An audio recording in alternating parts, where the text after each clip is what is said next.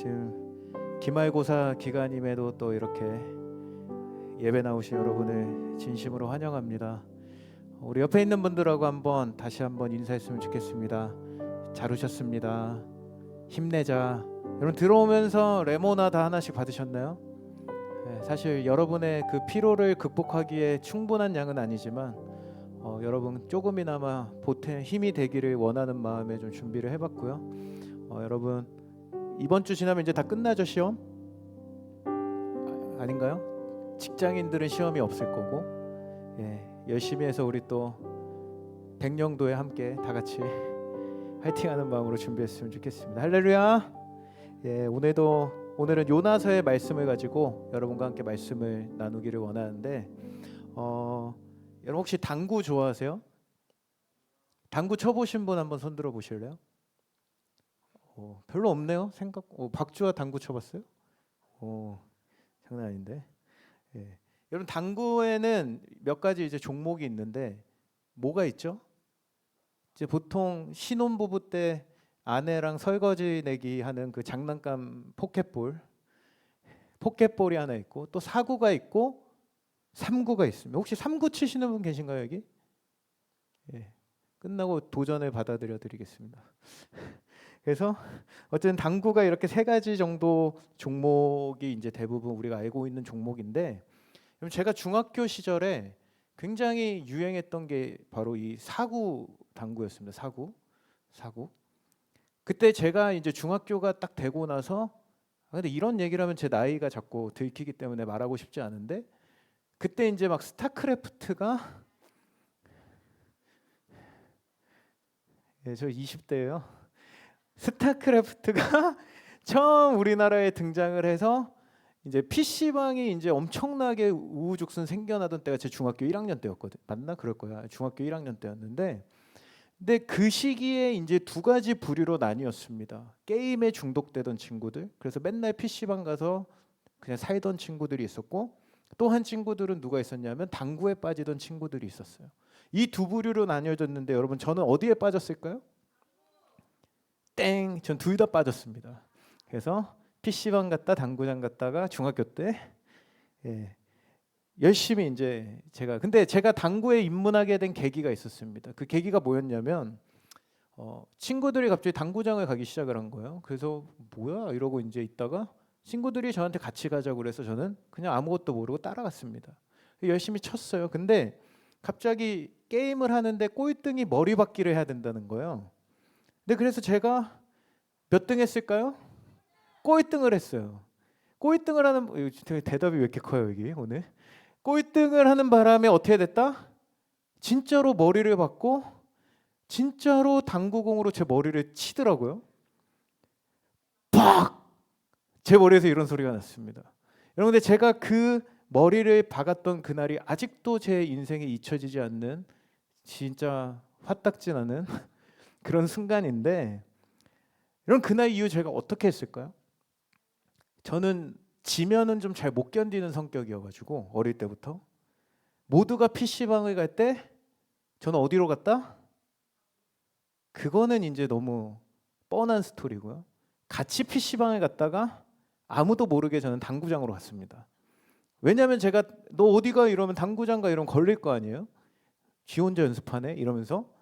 제가 같이 PC방 가서 스타크래프트를 하다가 혼자 몰래 당구장을 가서 당구장 사장님한테 제가 30분 돈 내고 칠 테니까 30분만 저 좀 가르쳐 주세요.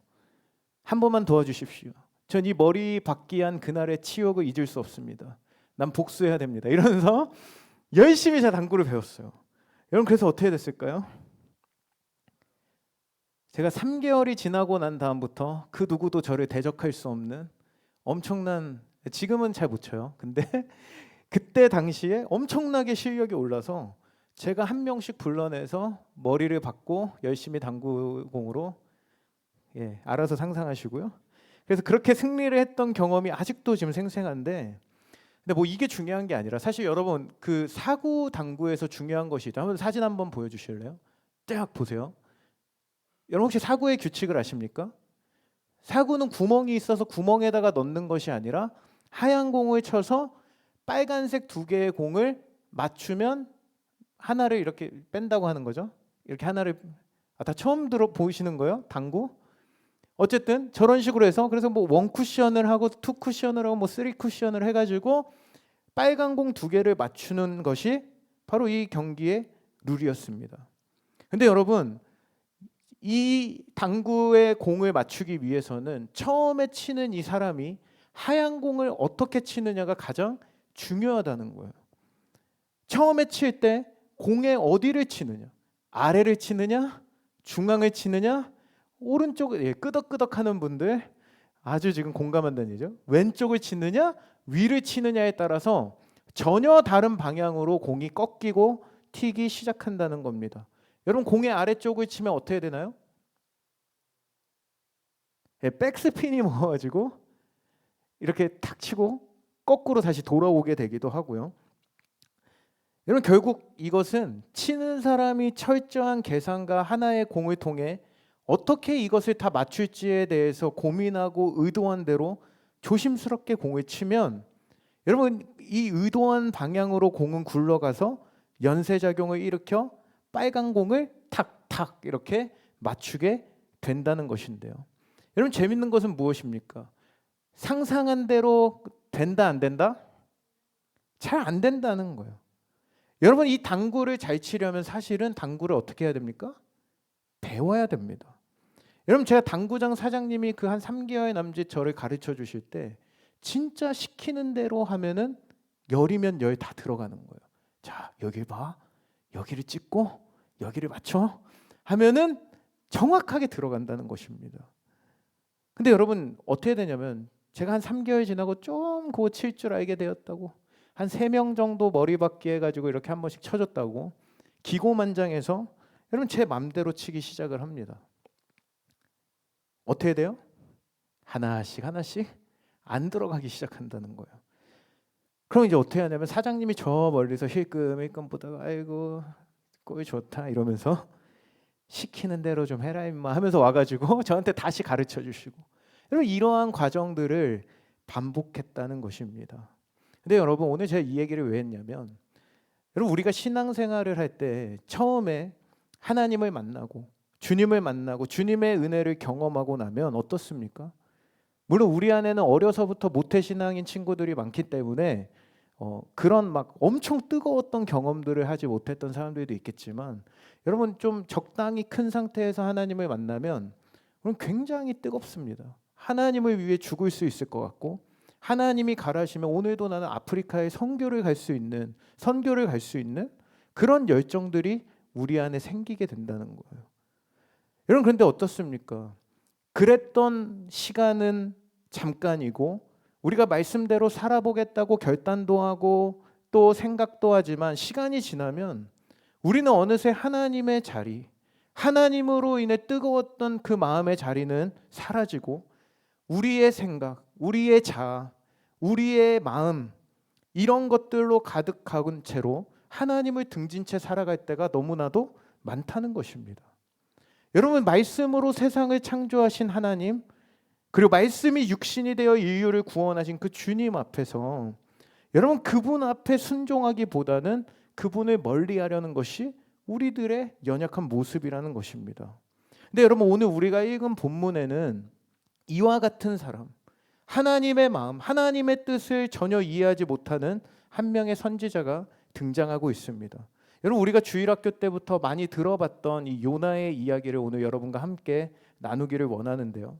여러분 저는 오늘 이 요나의 말씀을 통해 우리 각자에게 주시는 하나님의 음성이 여러분 각자 모두에게 들려지는 은혜가 있기를 간절히 소망합니다.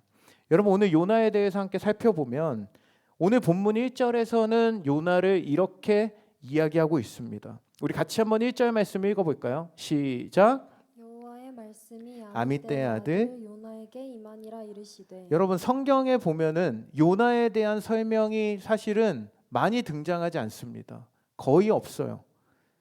근데 그에 대한 설명이라고는 오늘 읽은 우리 본문의 1절 말씀이라고 할 수 있습니다. 근데 여러분 여기서 누구의 아들이라고 지금 말씀하고 있죠? 아미떼의 아들. 여러분 아미떼라는 그 이름의 뜻은 무엇이냐면 진리의 그리고 진실한이라는 뜻을 가지고 있는 단어입니다. 여러분 그래서 이 아미떼의 아들이란 말은 뭐가 되는 거예요?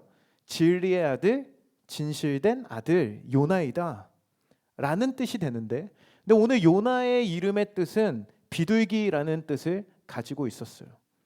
물론 우리가 비둘기를 싫어하는 분들도 계시죠. 요새 우리 대한민국 땅에 존재하는 우리 모든 비둘기님들께서 굉장히 도로에 잘 적응을 하셔서 차가 가도 이제는 비키지 않으시는 분들이 너무나 많아졌다는 거예요. 그래서 운전하다 빵빵을 하는데도 날아가지 않는 비둘기, 내가 밟는 거 아니야, 어떻게 되는지 모르고 지나갈 때가 너무나 많다는 겁니다. 그런데 이 비둘기가 옆에서 파드득한 뭔가 지저분하고 뭔가 그냥 병균을 옮길 것 같은 그 느낌인데, 사실 비둘기 자체가 어떤 의미를 가지고 있습니까? 사랑과 평화와 순수함의 상징이라는 점에서 여러분 사실 오늘 요나의 이름은 굉장히 아름답고 순수하고 아름다운 이 이름을 갖고 있는 사람이 바로 요나였다는 거예요. 여러분 요나가 활동할 당시 이 북이스라엘은 여로보암 2세라는 왕이 통치하던 시기로 이스라엘이 그 역사상 최고의 부흥기를 달리고 있었던 시대였습니다. 여러분 같은 시대 활동했던 선지자가 우리 성경에 보면은 열심히 성경을 보다가 거기까지 잘 못 볼 때가 많지만 아모스 선지자 들어보셨죠, 여러분?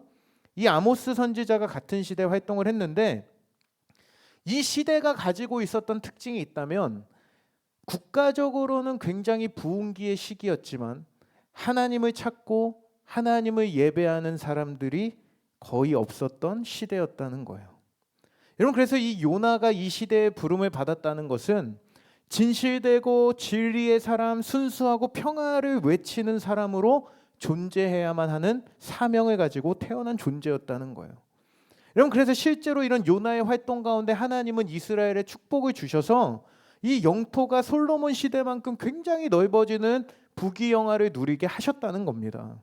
여러분 그렇기 때문에 많은 주석가들은 이 요나가 당시 왕들로부터 굉장한 사랑을 받았던 존재이다라고 이야기들을 하는데, 근데 여러분 오늘 본문 2절에서 오늘 그런 요나에게 하나님의 말씀이 임합니다. 우리 같이 한번 2절 말씀을 한 목소리로 읽어보도록 하겠습니다. 시작. 너는 일어나 저 큰 성읍 니느웨로 가서 그것을 향하여 외치라. 그 악독이 내 앞에 상달되었음이니라 하시니라.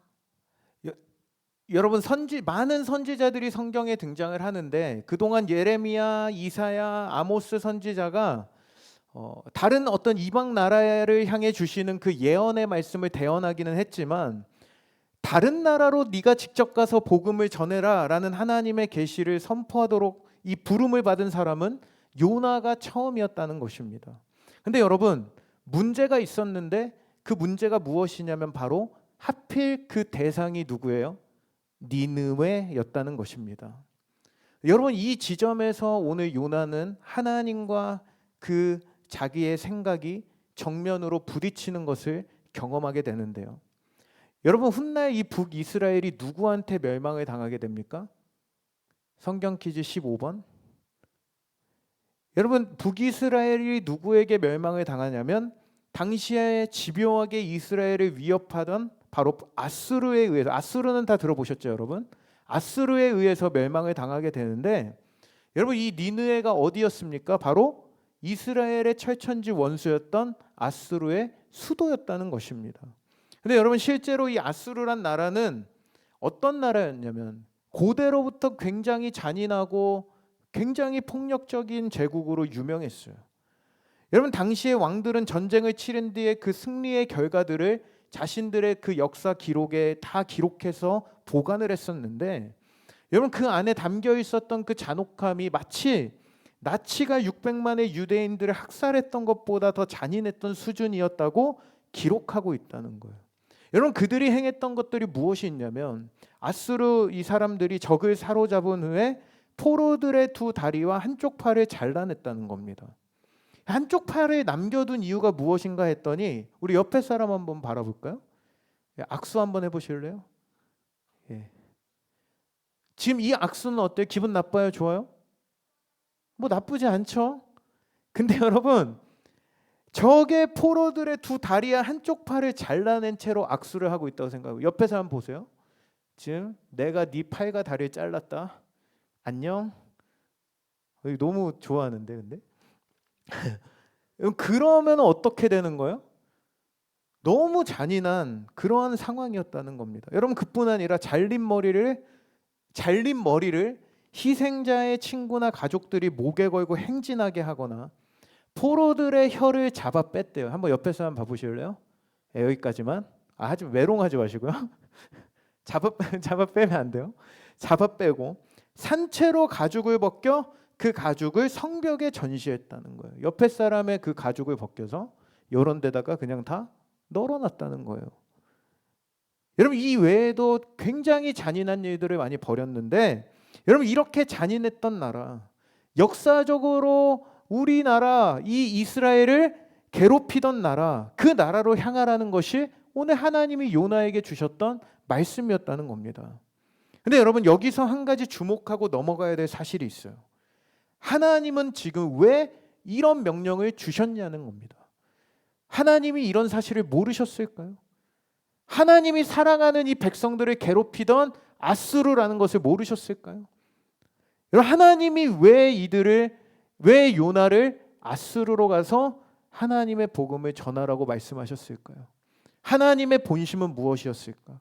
여러분, 지금 사실 니느웨의 악독이 하나님께 상달했다고 말씀하고 있지만, 사실 여러분, 이스라엘의 상황을 보면 하나님의 명령이 더욱더 이해되지 않는 부분이라고 우리는 살펴볼 수 있는데, 여러분, 그 이유가 열왕기하 14장에 나옵니다. 우리 14장 25절을 먼저 함께 한번 읽어볼게요. 시작. 이스라엘의 하나님 여호와께서 그의 종 가드헤벨 아미떼의 아들 선지자 요나를 통하여 하신 말씀과 같이 여로보암이 이스라엘 영토를 회복하되 하맛 어귀에서부터 아라바 바다까지 하였으니. 뭐라는 거예요, 여러분? 25절을 보니까 아까도 얘기했지만 이스라엘의 영토가 굉장히 넓게 확장되는 놀라운 축복을 경험했다고 합니다. 여러분, 눈에 보기에는 하나님의 축복이 임한 것 같고 강성한 나라로 하나님이 만드셨다고 우리는 느낄 수 있지만, 문제는 바로 그 앞절에 있어요. 24절에 보니까 뭐라고 하냐면, 우리 한 번 더 읽어볼게요. 24절 시작. 여호와 보시기에 악을 행하여 이스라엘에게 범죄하게 한 느밧의 아들 여로보암의 모든 죄에서 떠나지 아니하였더라. 여러분이 졸까봐 이렇게 또 실황팀에서 한 번씩 이렇게 천천히 틀어주고 감사합니다. 여러분, 뭐라고 하는 거예요? 여로보암이 여호와 보시기에 악을 행하는 왕이었다고 말하고 있습니다. 여호와 보시기에 악을 행하여 이스라엘 백성들을 우상 숭배에 빠지게 했던 장본인이었는데, 여러분, 이 사실을 분명하게 언급하고 있다는 거예요. 여러분, 다시 말해 하나님은 니느웨가 그들의 악독이 하나님 앞에 상달되었기 때문에 니느웨로 가라고 요나에게 명령하셨지만, 사실 지금 상황을 보면 누가 더 심각한 상황이에요? 이스라엘이 더 심각한 상황이었다는 거예요.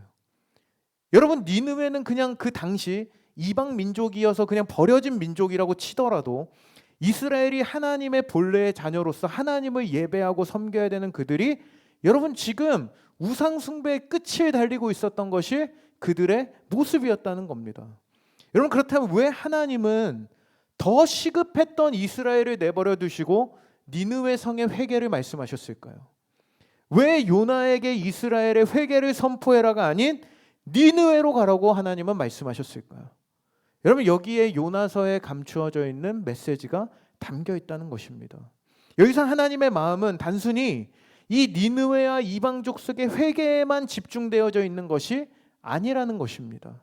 지금까지 하나님을 경외하고 예배해야 하는 이스라엘 백성들이 어떤 하나님의 경고와 메시지에도 반응하지 않고 계속해서 우상 숭배의 길로 가니까, 하나님은 그들의 철천지 원수였던 니느웨 성의 회개와 축복을 통해 이스라엘을 돌이키고자 하시는 것에 초점을 맞추고 계셨다는 거예요.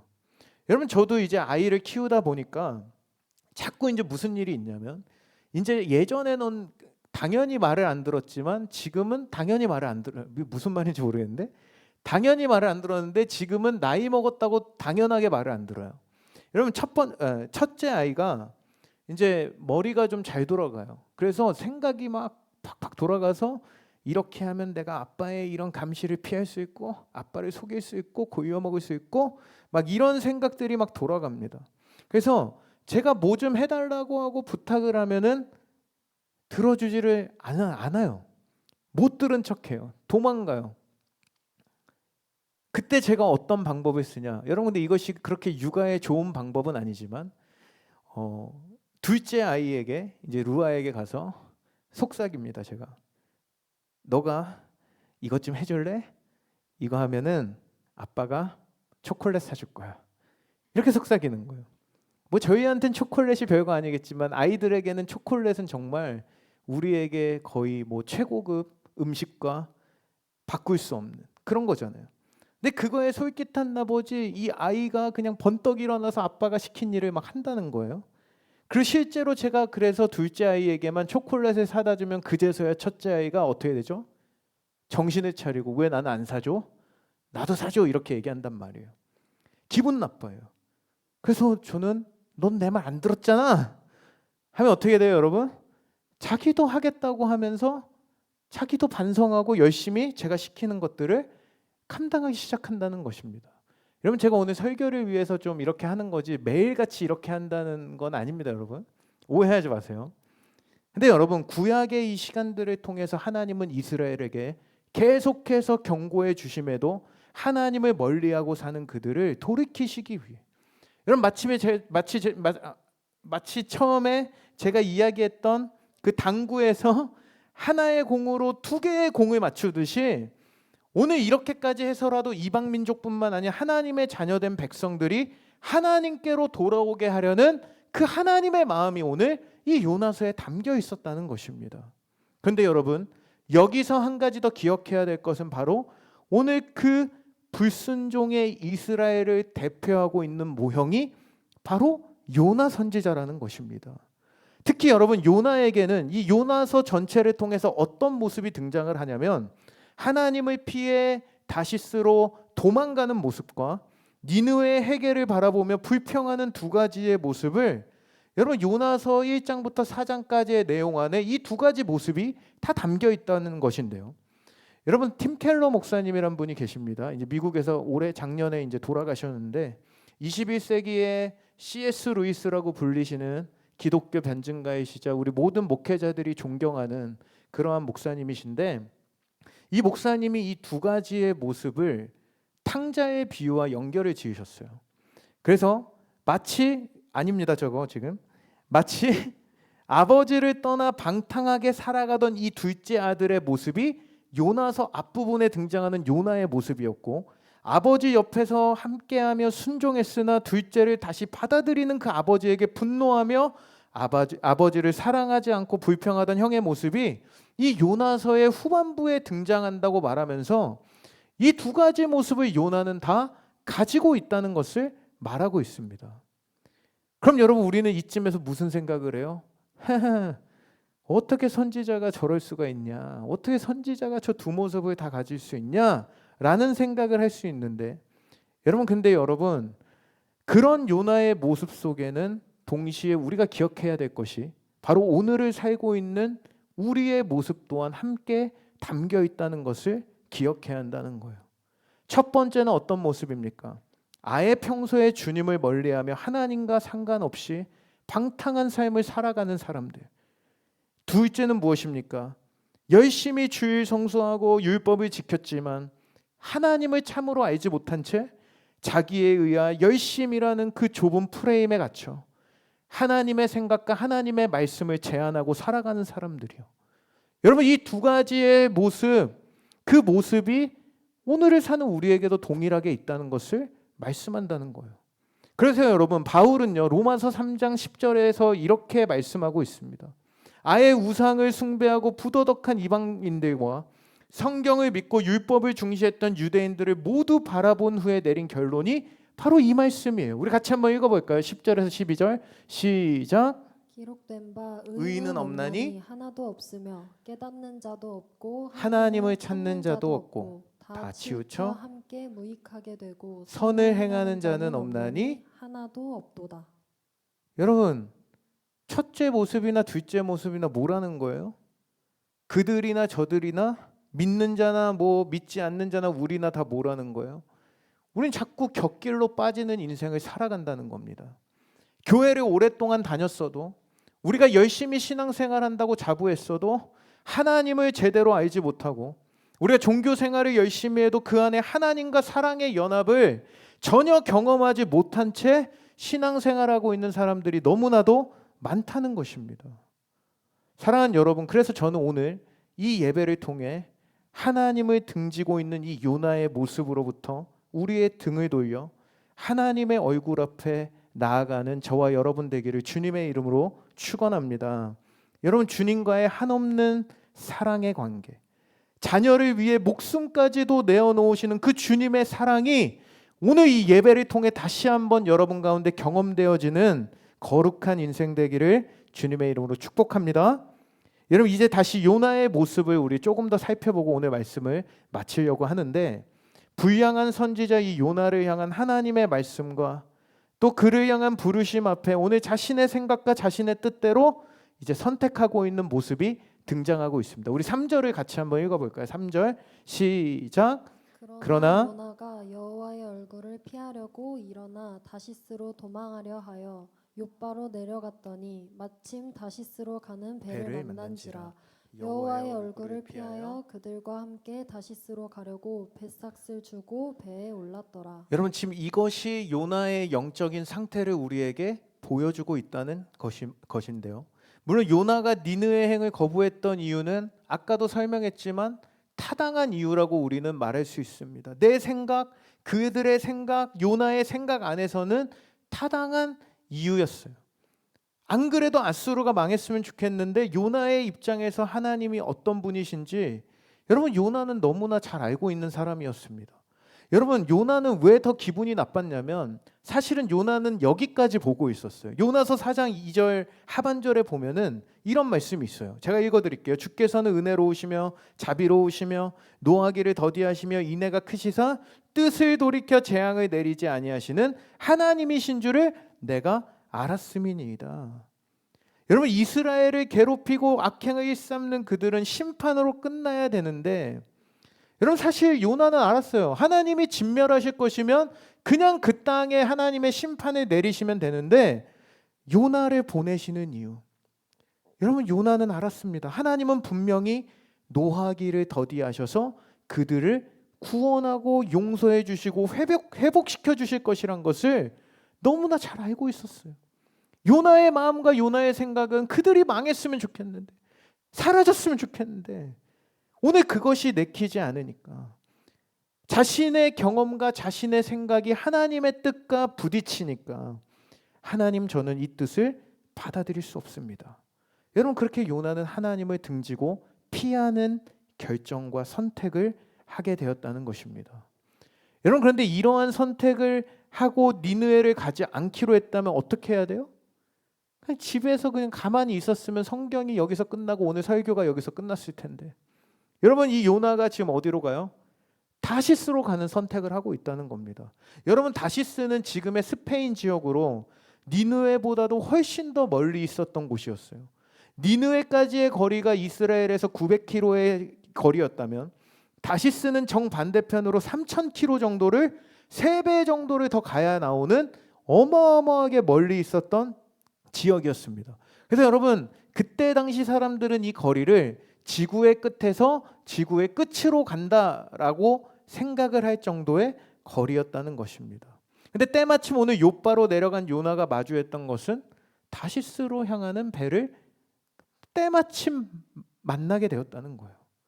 여러분, 지금 요나의 선택에 굉장한 정당화가 일어나고 있는데, 여러분, 주님을 등지고 내 생각에 따라 나섰는데 상황이 풀리는 경험들, 여러분, 우리 삶에서도 종종 일어날 때가 있지 않습니까? 나는 그냥 하나님 마음에 안 들어요 하고 하나님의 말씀이 아닌 내 생각대로 뭔가를 선택하고 시행했는데 뭔가 일이 잘 풀리는 것 같은 상황, 그래서 이것이 하나님의 인도하심이라고 착각하게 되는 경험들이요. 여러분, 심지어 당시의 유대인들의 신앙 안에는 어떠한 신앙들이 있었냐면 이스라엘을 벗어나면은 하나님의 통치에서 벗어나 도망칠 수 있다는 생각을 가지고 있었다는 거예요. 하나님은 거기 계시고 나는 이제 하나님으로부터 떠날 것입니다. 교회 안에만 계신 하나님, 나는 이제 주님 없는 세상으로 나아갔는데 주님이 내가 무슨 상관입니까? 라는 자세로 살고 있는 오늘날의 많은 크리스천들의 모습처럼. 근데 여러분 기억할 것은 주님은 어디에나 계십니다. 여러분 믿으십니까? 주님은 어디에나 계신 분이세요. 여러분 이것을 알았던 한 사람이 성경에 등장합니다. 우리가 잘 아는 바로 아브라함인데요. 여러분 아브라함에게도 요나와 같이 동일하게 하나님의 말씀이 임했어요. 창세기 12장에서 본토 친척 아비집을 떠나 내가 지시할 땅으로 가라. 여러분 아브라함이 요나와 같은 생각을 했다면 어땠을까요? 도망가요? 집을 떠나라. 싫어요. 근데 여러분 아브라함은 그 하나님의 말씀 앞에 온전하게 순종했다는 거예요. 자신의 평생의 모든 집과 가정과 안정과 모든 루틴과 패턴을 떠나야 하는 하나님의 명령 앞에 여러분 아브라함은 그 길로 하나님의 명령에 순종하여 갈 바를 알지 못한 채로 광야로 나아갔다는 거예요. 여러분 이것이 믿음인 줄 믿습니다. 모든 나의 사고와 신념을 넘어 오직 하나님 한 분만을 인정하는 것이요. 여러분 마치 자신의 생각이라고는 전혀 없는 사람처럼 행동하며 그분을 피할 수 있는 곳은 세상 어디에도 없다는 것을 아는 것이 믿음이라는 거예요. 그리고 그렇게 보이지 않는 현실 앞에서도 모든 것이 하나님의 통치 아래에 있음을 신뢰하며 모든 우리의 인생을 그분께 맡긴 채 묵묵히 견디고 그분만을 따라가는 삶이 믿음의 삶이라는 것입니다. 여러분 제가 어릴 때 항상 그 우리나라 올림픽에서 금메달을 따는 종목이 있죠. 뭐가 있죠? 피겨 스케이팅. 동계 올림픽 하면 아니죠. 피겨가 아니죠. 쇼트트랙이고 여름 올림픽에서 항상 금메달을 따는 종목 수영은 솔직히 우리나라랑 강국은 아닙니다. 네, 양궁. 제가 인천공항에서 예전에 양궁 선수들을 단체로 만났던 적이 있어요. 그래서 소심해서 사인해달라고 못하고 저 구석에서 막 사진 찍다가 이제 말하는데 여러분 제가 양궁이 우리나라가 계속 금메달을 따는 걸 보면 굉장히 신기했어요. 근데 여러분 이것이 가능했던 이유가 바로 한국 양궁 선수들은 오늘 발음이 안 되죠. 양궁 선수들은 바람을 느끼며 바람이 부는 경기장에서 이 특히 여러분 오조준에 굉장히 특화되어 있다고 얘기를 합니다. 여러분 오조준이 뭔지 아시죠? 내가 쏴야 될 것을 정확하게 보고 쏘는 것이 아니라 뭔가 지금 그 바람이 이렇게 불고 있으니까 대충 저기 어딘가를 향해서 내가 쏘면은 바람이 이렇게 부니까 저것이 10점으로 들어갈 거야 라는 것을 상상하고 상상해서 쏘는 것을 오조준이라고 이야기를 합니다. 여러분 실제 사선부터 관역까지 70m 사이의 이 부는 바람과 속도는 시시각각 변하고 제각각이기 때문에 여러분 선수들은 자신의 볼에 스치는 그 바람과 또 중간에 설치되어져 있는 그 깃발이 흔들리는 것을 보면서 어느 정도 이것을 그냥 상상으로 계산을 한다는 거예요. 그리고 어느 정도 이것을 토대로 적당히 내가 저기 어디를 저기 동희의 얼굴을 보고 쏘면은 영욱이의 얼굴에 명중할 거야. 어떤 이런 정도의 그 각도를 계산해서 그저 바람에 모든 것을 맡긴 채 화살을 쏜다는 것입니다. 여러분 이것을 위해 끊임없이 훈련하고 또 감을 잡지만 올림픽과 같은 이 큰 대회에서 이것을 정확하게 느끼고 자기의 정확한 느낌으로 이것을 명중하는 것은 쉽지 않다는 것을 선수들은 이야기를 합니다. 그렇기 때문에 선수들은 오로지 그 바람의 양과 그 변화하는 힘든 상황 가운데 그저 그들의 간만을 의지하고 바람에게 모든 것을 맡긴 채 활시를 당겨야 한다는 거예요. 사랑하는 여러분, 근데 우리 인생은요, 여러분 우리의 생각과 뜻대로 하며 완성되는 아무런 바람의 저항 없이 그 관역의 중앙으로 향하는 화살과 같은 것이 우리 인생이 아니라는 거예요. 내가 정확히 저 동이를 향해서 던져야지 했을 때 정확하게 날아가는 것 같은 것이 우리 인생이 아니라는 것입니다. 우리 인생은 계산할 수 없는 것, 그저 흘러가는 그 불어오는 그 바람에 모든 것을 맡긴 채 믿음으로 가야 되는 것이 우리들의 인생이라는 것입니다.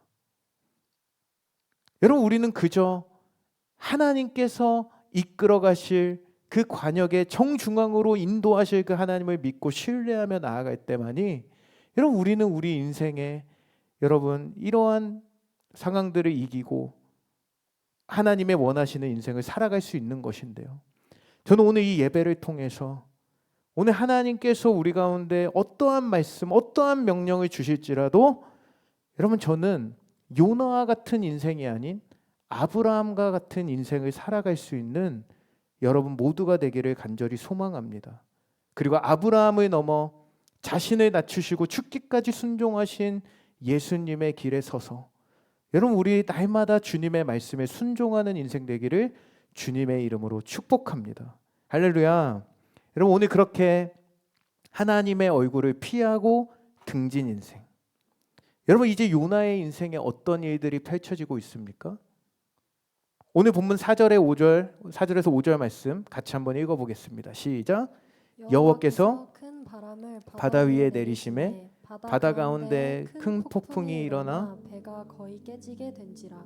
사공들이 두려워하여 각각 자기의 신을 부르고 또 배를 가볍게 하려고 그 가운데 물건들을 바다에 던지니라. 그러나 요나는 배 밑층에 내려가서 여러분 오늘 하나님은 요나의 인생에 큰 폭풍을 보내셨어요. 여러분 어쩌면 다시스로 가는 길이 요나에게는 굉장히 순조로웠을 겁니다.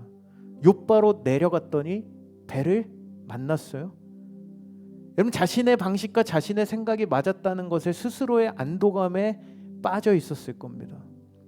그러나 여러분 하나님의 말씀을 버리고 하나님을 등진 인생을 살아가는 그의 인생에 그 평안과 평안은 오래가지 않았다는 거예요.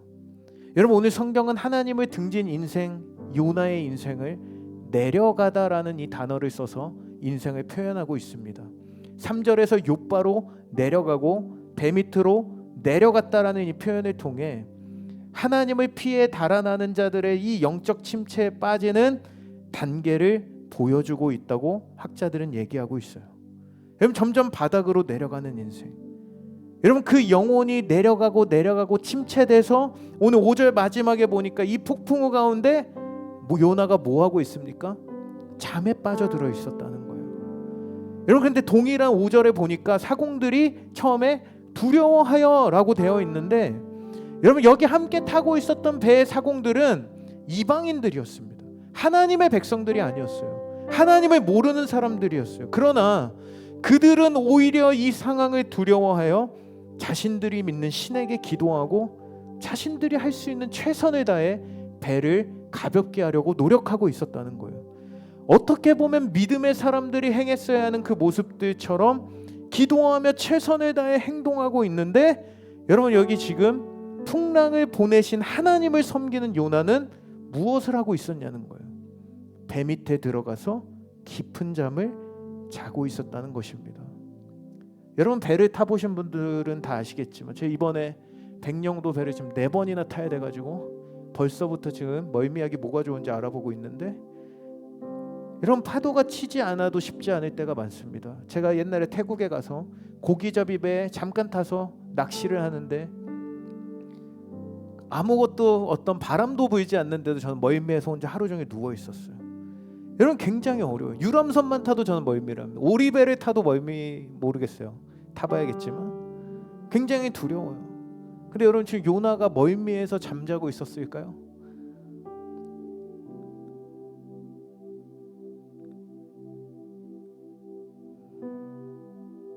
여러분 지금 풍랑을 마주한 배 얼마나 소란스러웠을까?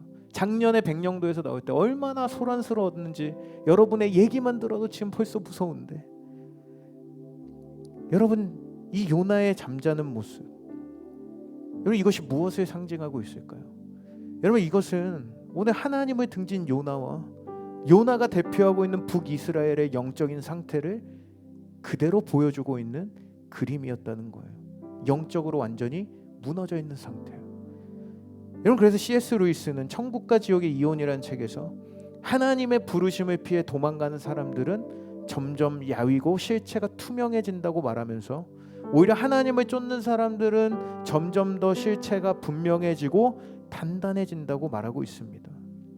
여러분 하나님을 피하는 사람들 오늘 하나님의 얼굴을 등지고 내 멋대로 살아가는 사람들은 요나처럼 아래로 내려가 생명력을 잃고 점점 메말라 간다는 거예요.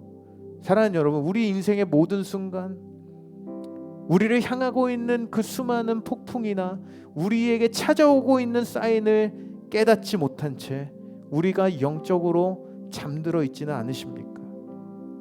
오늘 하나님 앞에 스스로를 비춰보시는 여러분 되기를 주님의 이름으로 축복합니다. 여러분, 오늘 그렇게 영적으로 잠든 요나를 여러분 6절에서 하나님은 이방인 선언을 통해 깨우십니다. 그리고 7절에서 이 풍랑이 도대체 누구로부터 말미암은 것인지 결정하자면서 제비를 뽑아요. 여러분, 근데 누가 뽑히죠? 우리가 알다시피 요나가 뽑혔다는 거예요. 여러분, 이것이 무엇을 우리에게 말씀하고 있는 겁니까? 여러분, 풍랑을 보내신 분이 누구입니까? 대답해 보세요. 여러분, 풍랑을 보내신 분이 누구예요? 모르겠어요? 하나님이잖아요. 여러분, 제비에서 요나가 뽑히게 하신 분이 누구이십니까? 여러분, 마지막으로 오늘 본문에 나오진 않지만 요나서에서 요나를 물고기를 보내서 삼키게 하신 분이 누구십니까? 여러분, 하나님이시라는 거예요. 여러분, 도망치는 요나를 하나님은 끝까지 뭐하고 계신 거예요? 여러분, 이 하나님을 추격하시는 하나님이라고 표현합니다. 여러분, 사냥개가 사냥감을 물었을 때 절대로 한 번 물면 놓지 않는다고 합니다. 여러분, 절대 조심하십시오. 괜히 물렸다가 큰일 납니다.